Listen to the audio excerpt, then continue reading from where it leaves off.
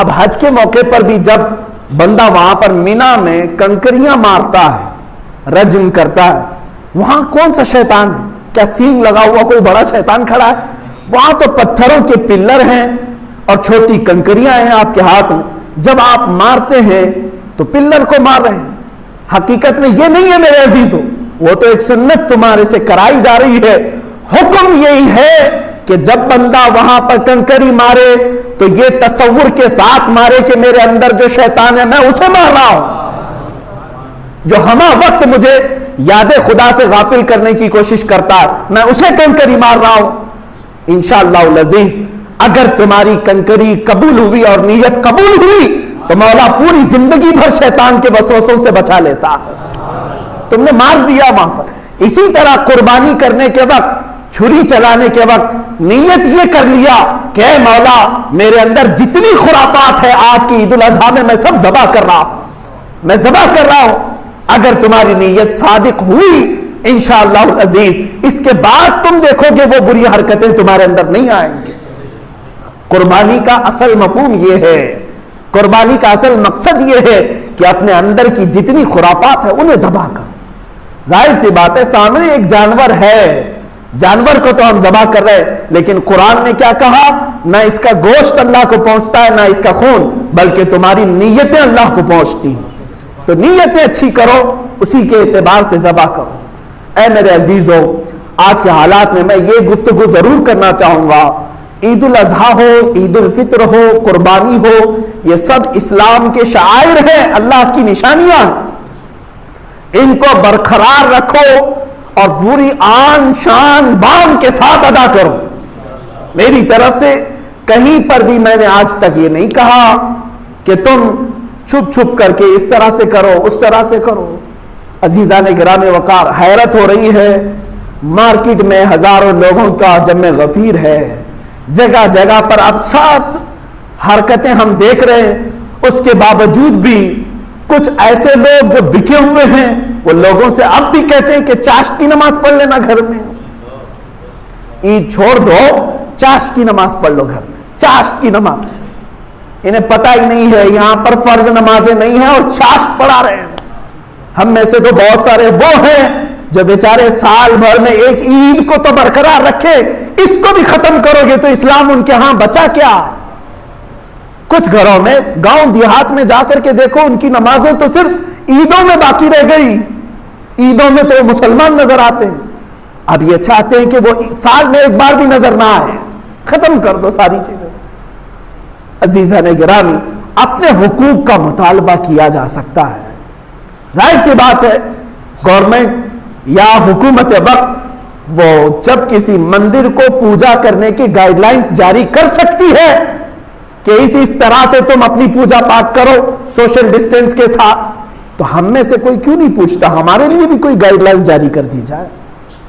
ہمارے لیے بھی ظاہر سی بات ہے، میں سمجھ رہا ہوں کہ حالات آج وبا کے پھیلے ہوئے، بیماریاں پھیلی ہوئی ہیں، اس میں جیسے کہ حکومت کے بہت سارے معاملات ہیں کہ ایسے ایسے طریقے سے یہ بیماری پھیلی ہوئی ہے. میں یہ چاہتا ہوں کہ ٹھیک ہے اس کے باوجود بھی جو بھیڑ بھاڑ ہے اس طرح کی نہ کر کے کوئی تو گائیڈ لائنز جاری کرو. یہاں افسوس مجھے ان لوگوں کا نہیں ہے جو حکومت کے تخت پر بیٹھے ہوئے ہیں، افسوس ان لوگوں کا ہے ہماری جماعتوں میں منافق بیٹھے ہوئے ہیں. ہماری جماعتوں کے وہ دغلے قسم کے لوگ جو لوگوں کے درمیان آ کر کے پیر پرستی اور لوگوں کو اپنا مرید بنا کر یا اپنا گرویدہ بنا کر کے ان کو شیطانی جال میں پھنسا کر کے اسلام کی روح ہی ختم کرنا چاہتے ہیں. میں جانتا ہوں میرے عزیزوں ایسے بہت سارے لوگ، وقت آنے پر میں آشکار کروں گا ضرور. اس لیے میں آج عرض کر رہا ہوں میں بھی اگر خاموش ہو جاؤں تو قیامت کے دن میری بھی گردن پکڑی جائے گی. جب سارے لوگ اس طرح سے امت مصطفیٰ کو بزدل بنا رہے تھے، مجھے اگر پوچھا جائے تو میں اتنا تو عرض کروں گا کہ مولا میں نے جو میری استطاعت تھی وہ میں نے عرض کر دیا. یہی میں کہوں گا. اللہ کے نبیوں کو بھی یہی حکم تھا، پہنچانا تمہاری ذمہ داری ہے، عمل کرنا قوم کا کام ہے. میں نے پہنچا دیا، وما علینا الا البلاغ المبین.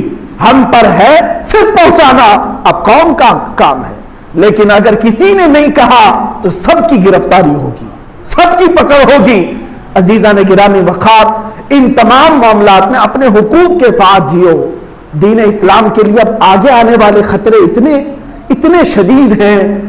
مجھے احساس ہو رہا ہے ہماری نسلوں کے لیے، بعد میں آنے والے بچوں کے لیے، نئی جنریشن کے لیے اتنے خطرے ہیں کہ وہ اپنے دین پر کیسے قائم رہیں گے. جانتے ہیں آپ، آج میں بھی 8 دن پہلے ہی ایک اخبار یہ بھی دیکھا کہ اب ایک نیا ناٹک یہ بھی شروع ہو گیا ہے کہ جو کرونا وائرس سے ریکور ہو کر کے آیا ہے، پازیٹیو آیا تھا، ہاسپٹل میں ایڈمٹ ہوا تھا، صحیح ہو کر کے آیا ہے، امریکہ میں اور کچھ یورپ کی کنٹریز میں یہ کام چالو ہے، تو اس کو کہا جا رہا ہے یہ اینٹی باڈی والا ہے. اینٹی باڈیز، اینٹی باڈی کا مطلب ہے کہ اب اس کو یہ بیماری نہیں پکڑ سکتی، اس کی باڈی مضبوط ہو گئی. اب اس کی آڑ میں کیا ہو رہا ہے جانتے ہیں آپ؟ پوری بحث چل رہی ہے دانشوروں کے بیچ میں. ہماری قوم کو اس تمام چیزوں کا خطرہ محسوس کرنا چاہیے. اینٹی باڈی کیا مطلب اینٹی باڈی کا؟ کہ اب وہ بیماری اس کو نہیں آئی. ٹھیک ہے، اتنے پر ہوتا تو بات ختم تھی، لیکن حکومتیں اسے ایک سرٹیفکیٹ دے رہی ہے، کارڈ.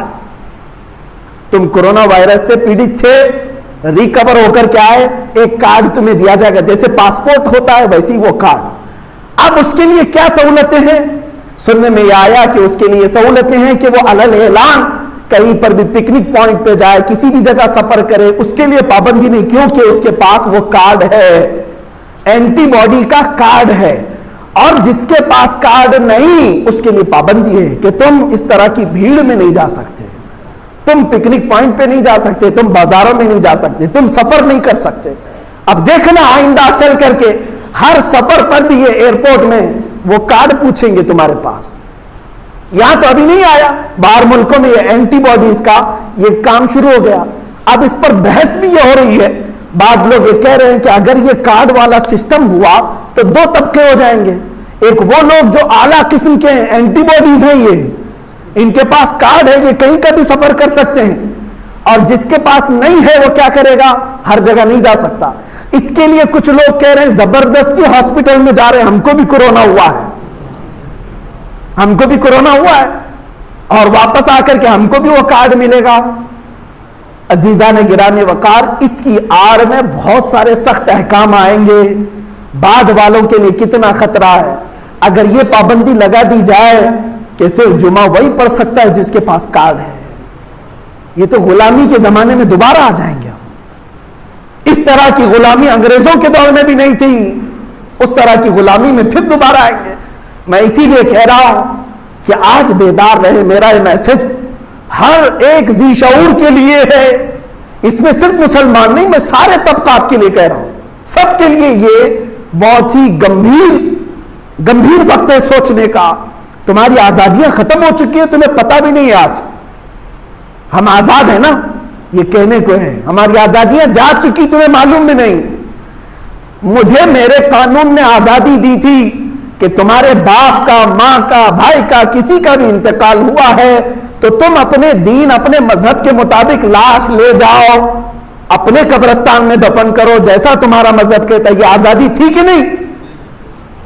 یہ آزادی ہم سے آج چھینی گئی ہے، بیماری کے بہانے. اگرچہ بیماری کے نام پر یہ آزادی نہیں ہے ہمارے پاس. آج تم اپنی باڈی کو دیکھ بھی نہیں سکتے، چھو بھی نہیں سکتے، غسل بھی نہیں دے سکتے، کفن بھی نہیں، اسے دفن کرو، ساری چیزیں.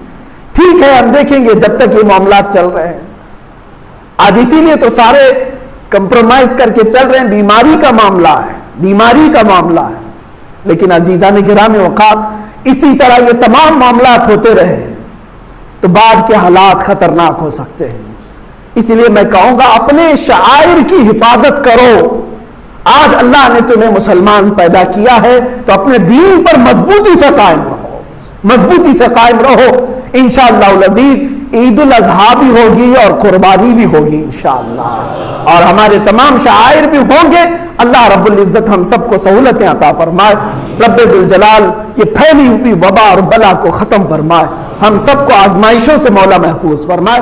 وآخر دعوانا الحمدللہ رب العالمین.